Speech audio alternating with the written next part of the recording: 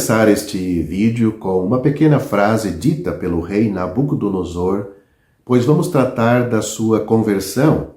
Note, Nabucodonosor, o rei, a todos os povos, nações e línguas que habitam em toda a terra. Achei bom mostrar os sinais e maravilhas que o Deus Altíssimo tem feito em mim.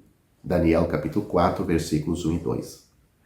Nabucodonosor havia sido recentemente exaltado a uma posição imperial pela mão de Deus. Reis e reinos caíram diante dele e ele agora era supremo entre as nações. No princípio, era o propósito original de Deus governar e abençoar as nações da terra por meio do povo de Israel e da casa de Davi. Mas Israel, provando-se grosseiramente infiel e a casa de Davi tornando-se muito má, esse propósito foi posto de lado até o dia de Cristo e o poder foi, entretanto, colocado nas mãos dos gentios.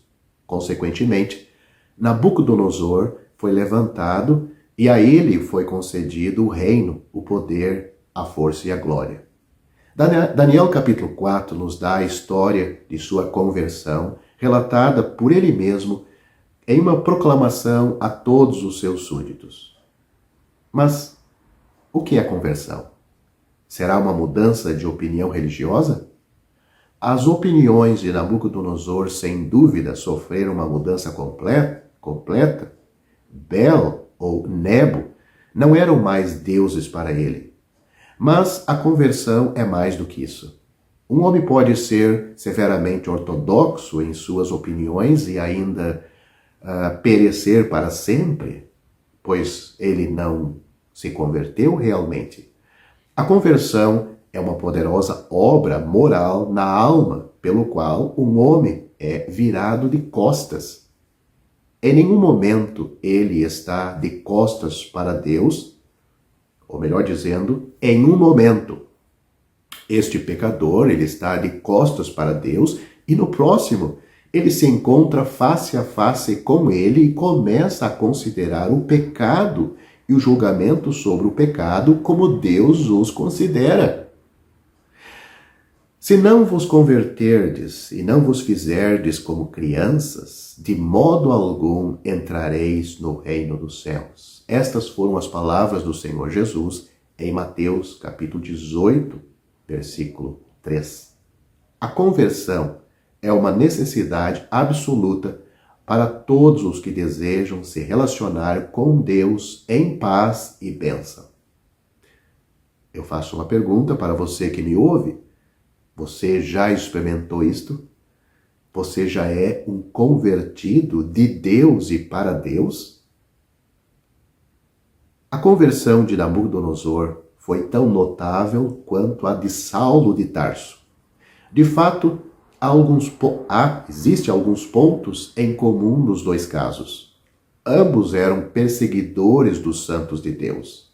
Ambos foram interrompidos abruptamente por uma voz do céu e ambos publicaram a história de sua conversão. Houve 3 grandes passos no relacionamento de Deus com Nabucodonosor.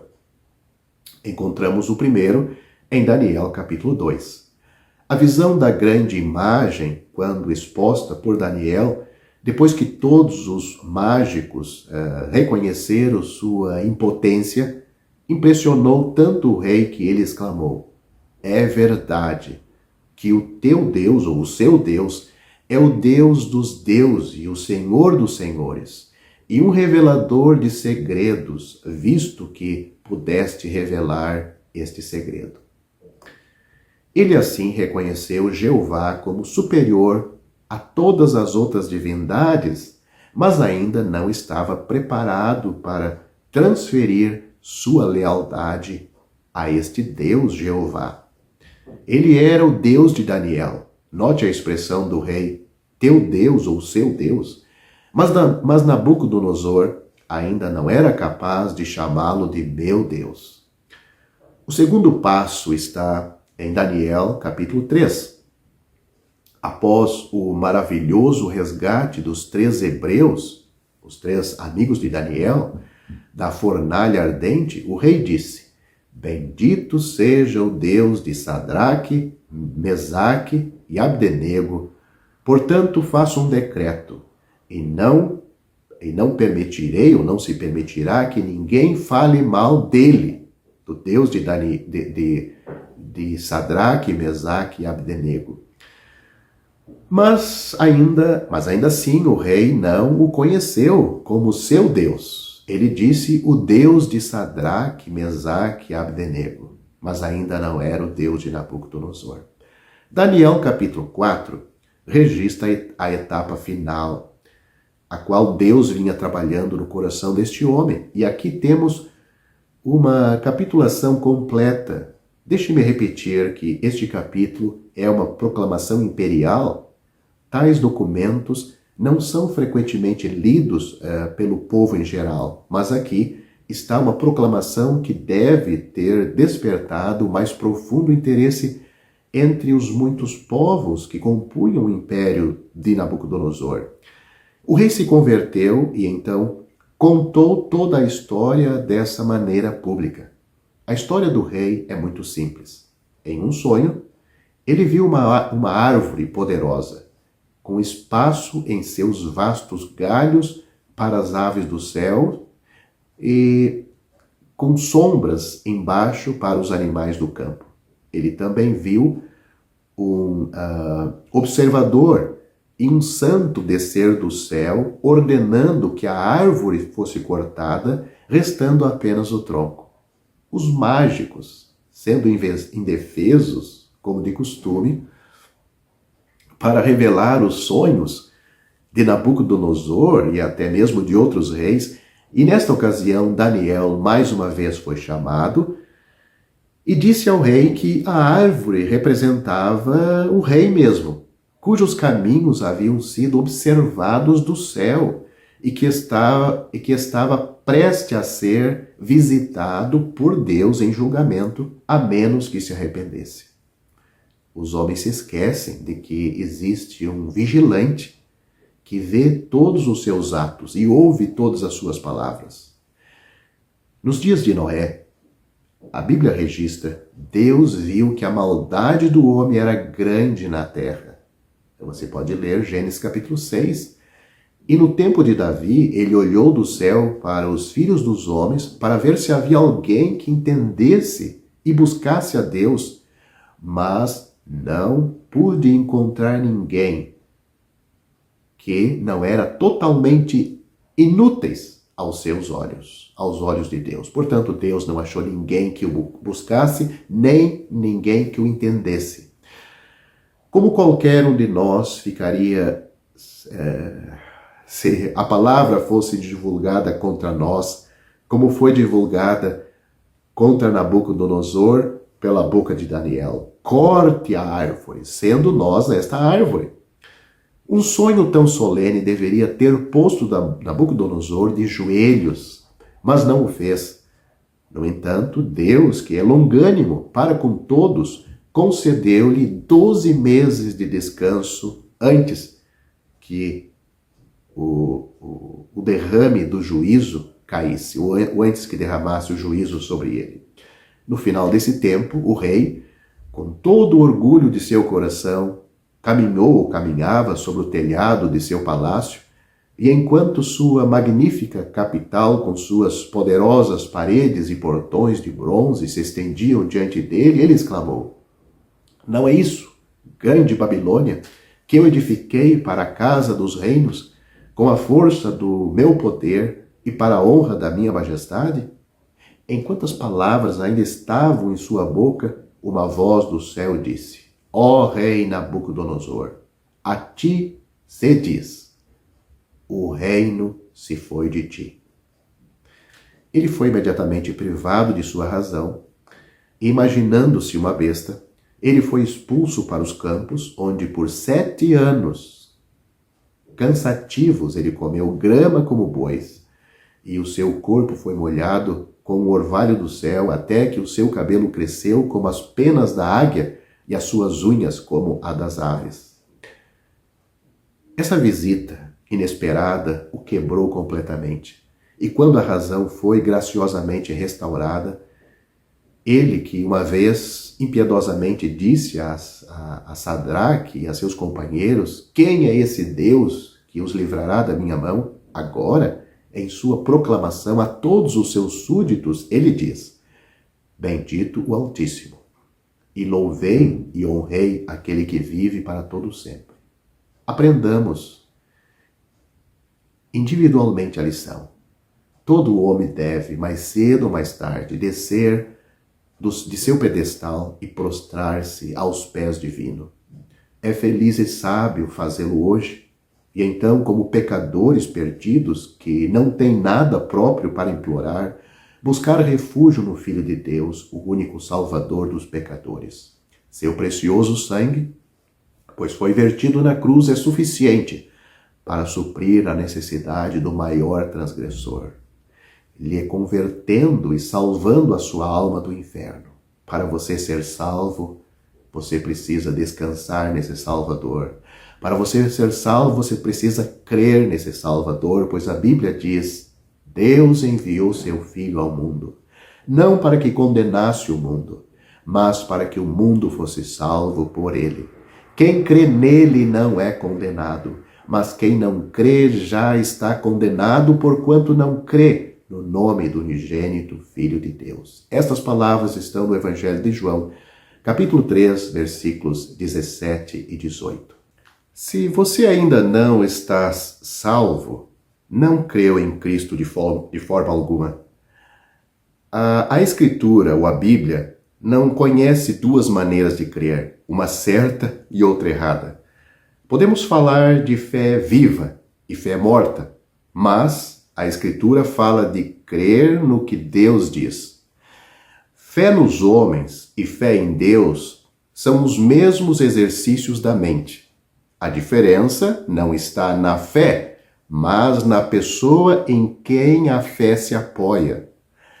Paulo não disse ao carcereiro, a história contada em Atos capítulo 16, ele não disse: crê no Senhor Jesus Cristo de uma maneira certa e serás salvo. Esta frase está em Atos capítulo 16, versículo 31. Você lendo lá a frase, Paulo não disse desta forma: crê no Senhor Jesus Cristo de uma maneira certa e você será salvo.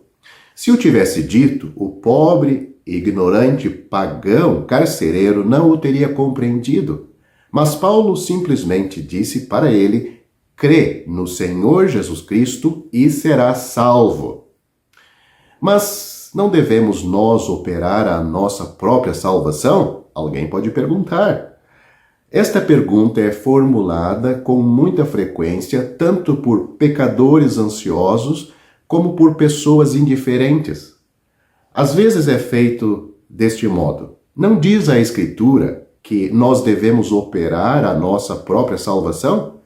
Como então harmonizar isto com a afirmação que somos salvos pela fé somente? Deves reparar a quem são dirigidas estas palavras, operar a vossa salvação. Em Filipenses capítulo 1, a quem foram dirigidas essas palavras, capítulo 1 versículo 1, está escrito: a todos os santos em Cristo Jesus, com os bispos e diáconos. Portanto, os tais já eram salvos, a quem foi dito para desenvolver a salvação. Não esperavam ser, sabiam que estavam salvos. A esses, Paulo diz: operai a vossa salvação, que está em Filipenses capítulo 2, versículo 12. Já estavam de posse da salvação. A expressão operai vossa salvação indica posse. E assim, eles deviam operar aquilo que já lhes fora dada por Deus. Mas então, será que não devo orar para ser salvo? Em parte alguma da Bíblia somos ensinados que seja necessário orar ou tornar a oração, ou tornar a orar novamente, orar e tornar a orar para obter a salvação. A Bíblia ensina que os pecadores são salvos por um único meio, que é ter fé na obra consumada por Cristo. Porventura, Disse Jesus a Nicodemos que orasse para ser salvo? Não, a história está em João capítulo 3. Disse, porém, para que todo aquele que nele crê não pereça, mas tenha a vida eterna. João capítulo 3, versículo 15. E Paulo, em resposta à pergunta do carcereiro, que é necessário que eu faça para me salvar, não disse, ore ou ora fervorosamente pedindo perdão e você será salvo. Não, ele não falou isso. Paulo e Silas não disseram isso ao carcereiro, mas simplesmente disseram, crê no Senhor Jesus Cristo e serás salvo. Não é, pois, necessário que ores ou tornes a orar a Deus pedindo a salvação. Ele está agora mesmo insistindo contigo para que aceite esta salvação pela fé que já foi consumada, já foi preparada pelo seu próprio Filho na cruz. A Bíblia afirma, quem a Deus não creu, mentiroso fez. 1 João capítulo 5, versículo 10. Em vez de orar pedindo para seres salvo, estenda a tua mão vazia agora, enquanto ouve este vídeo, e aceita pela fé, das mãos feridas do Salvador Jesus, o dom gratuito da vida eterna. A Bíblia diz, quem quiser, tome de graça da água da vida. Apocalipse capítulo 22, versículo 17. Muitas vezes o pecador, ainda não convencido que Deus salva pela fé, pensa que, se eu fizer a minha parte, Deus fará dele. Todo pecador não salvo tem que aprender três coisas muito importantes. A primeira, que ele nada pode fazer para ser salvo, ou para se salvar. A segunda, que Deus não exige que ele faça alguma coisa no assunto da salvação. E terceira coisa, que o Senhor Jesus Cristo já fez tudo o que era necessário para sermos salvos e para que Deus pudesse nos salvar. Se aprenderes estas três lições, nunca mais hás de falar em fazer a tua parte. A tua parte é admitir que estás perdido, que como pecador mereces o inferno e que nada pode fazer para a tua salvação e evitar ir para o inferno. A tua parte é parar de pensar que pode ser salvo por qualquer coisa que faças ou sintas. A tua parte é crer no Senhor Jesus Cristo e no que Ele fez, e tudo o que Ele fez, tudo o que era necessário, Ele fez. Tudo o que era preciso já está feito por Ele naquela cruz. O Senhor Jesus, Ele fez a expiação e pagou o preço da redenção com seu precioso sangue. Em qualquer momento que abandonares a ideia de quereres seres salvo pelas tuas obras e creres no Senhor Jesus, que já fez tudo e tudo pagou, virás a ser um filho de Deus. Você vai se tornar um filho de Deus, um herdeiro da glória e co-herdeiro com Cristo. A Bíblia diz, aquele que não pratica, mas crê naquele que justifica o ímpio, a sua fé lhe é imputada como justiça. Romanos capítulo 4, versículo 5. Sou um grande pecador. Não há dúvida que és um grande pecador, muito mais do que imaginas. Deus sabe tudo a teu respeito. Porém, Ele ama-te com um amor infinitamente maior do que o dos teus pais e tem sempre revelado por ti, desde a tua meninice, quando ainda dormias agasalhado ao colo de tua mãe. A despeito do teu pecado e loucura, Deus está de braços abertos para te receber e te salvar. Não passar a mão por cima dos teus pecados, mas Ele está disposto a te perdoar porque alguém já sofreu no teu lugar, o seu próprio filho. O filho pródigo, mesmo em trapos, penúria e miséria, foi recebido pelo Pai e Deus está desejoso de salvar-te agora.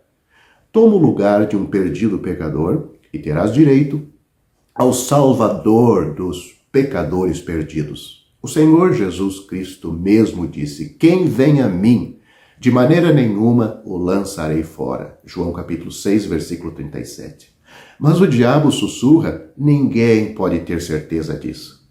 A resposta decisiva de Paulo ao carcereiro, que já mencionamos neste vídeo, que fez a mais importante de todas as perguntas, foi, A resposta à pergunta deste carcereiro foi: crê no Senhor Jesus Cristo e serás salvo. Paulo não disse: crê no Senhor Jesus Cristo e terás possibilidade de seres salvo. Muitos dizem que é grande presunção alguém afirmar que está salvo. Asseveram que ninguém pode ter essa certeza e que o mais que podemos fazer é nutrir uma humilde esperança. Com isto, como isto é diferente do ensino do Senhor Jesus e dos seus apóstolos. Paulo diz: sabemos que somos salvos ou sabemos que estamos salvos. Temos plena confiança de que estamos salvos. Leia 2 Coríntios capítulo 5, versículo 1 e também o versículo 8. O apóstolo João afirma: filhinhos, escrevo-vos porque pelo seu nome vos são perdoados os pecados. Não há nenhuma dúvida no assunto aqui. 1 João capítulo 2, versículo 12. O apóstolo João também disse: nós sabemos que passamos da morte para a vida eterna. 1 João capítulo 3, versículo 14. Todo pecador que crê no Senhor Jesus tem necessariamente de crer que está salvo. Esse crer não é acreditar que Cristo salva, nem acreditar que Ele pode salvar, mas crer para a sua própria salvação pessoal. Seria, na verdade, grande presunção alguém duvidar da palavra de Deus. Lemos que, na mesma hora da noite que o carcereiro perguntou: que é necessário que eu faça para me salvar, deu-se o testemunho da sua conversão e batismo. Leia Atos capítulo 16. E a Bíblia acrescenta: e na sua crença em Deus alegrou-se com toda a sua casa. Atos capítulo 16, versículo 34. Dentro do curto espaço de algumas horas, toda a família creu do carcereiro, foi salva e foram batizados. Seria ocioso dizer que ninguém pode ser salvo de repente, porque a Escritura claramente testifica que as pessoas mencionadas no Novo Testamento foram salvas no momento em que creram. Quanto tempo levará o filho a acreditar no que lhe diz o pai? Nenhum instante. Deus emprega uma outra figura para mostrar como o pecador pode ser salvo. Nós temos as palavras, o olhar. Há um versículo na Bíblia onde o Senhor diz: olhai para mim e sereis salvos, todos os termos da terra. Isaías capítulo 45, versículo 22. Quanto tempo levava para o israelita ser curado da mordidura da cobra, da serpente, em Números capítulo 21 e no versículo 9? Se no momento antes estava morrendo, no momento depois de olhar para a serpente de metal estava curado. Simplesmente porque confiou na promessa, na palavra de Deus. Olhará para a serpente de metal e ficará vivo. No mesmo momento em que creres no Senhor Jesus, olhares para Ele pela fé, serás salvo. Olhares para Ele como o único que pode te salvar. Ouça o que o apóstolo João disse aos crentes de seus dias: estas coisas vos escrevi para que saibais que tendes a vida eterna, vós que crede no nome do Filho de Deus. Que versículo claro! 1 João capítulo 5, versículo 13. Não é presunção crer no que Deus diz, mas duvidar da palavra de Deus é fazer-se culpado do maior pecado que o homem pode cometer: o pecado da incredulidade. Portanto, você que me ouve, você deve ser salvo. Não porque eu estou dizendo, mas porque eu estou transmitindo o que a Bíblia afirma. O Senhor Jesus Cristo disse, falando com Nicodemos, a quem já citei neste vídeo, no Evangelho de João, capítulo 17, ele disse que Deus enviou seu Filho ao mundo, não para que condenasse o mundo, mas para que o mundo fosse salvo por ele. Quem crê nele não é condenado, mas quem não crê já está condenado, porquanto não crê no nome do unigênito Filho de Deus. Para você ser salvo, como pecador, merecedor do inferno, mas não querendo ir para lá, arrependido dos seus pecados, você pode crer naquele que consumou a obra para a nossa salvação, descansar nele. Como eu já disse também neste vídeo, ele disse: aquele que vem a mim, de maneira nenhuma eu lançarei fora. Portanto, crê no Senhor Jesus Cristo e você também será salvo.